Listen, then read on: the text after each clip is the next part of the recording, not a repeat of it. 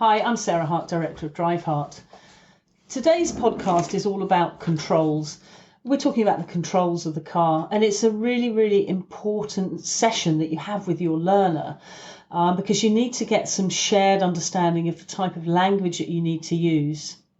One of the real problems with the controls of the car, is if you don't get that initial understanding between you, you might have big problems coming into junctions. If you don't get the clarity of language organised early on and understood, and the timing of the instruction as well is really important.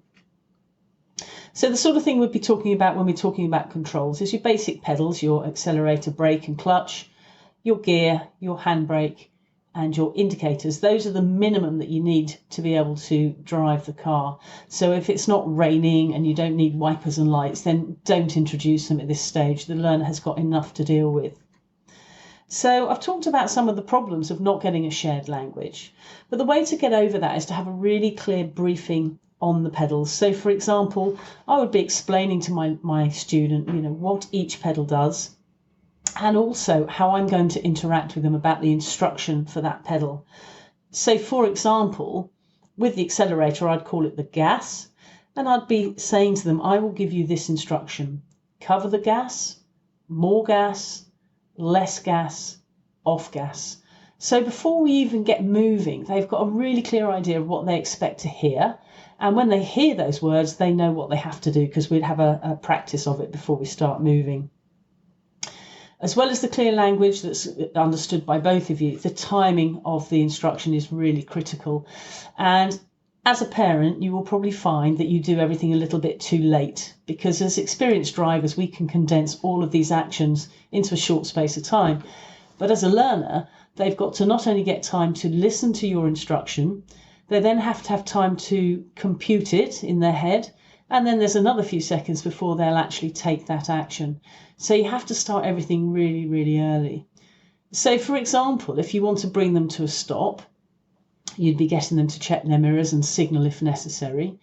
Coming off gas, cover the brake, cover the clutch, gently brake, clutch down, gently brake to stop. Feet still, apply handbrake, gear to neutral, signal off if you've applied one.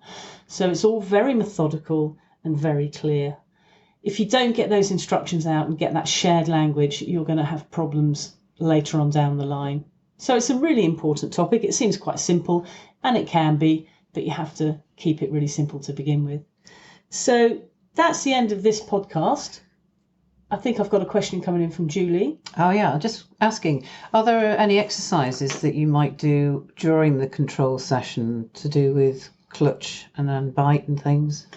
Yes, certainly there are. What I'd do is I'd show them, or they would get the gear into first gear, so clutch down, select first gear, and then we'd practice finding the biting point before we're ready to move off or anything like that. So they're just doing it as an independent exercise.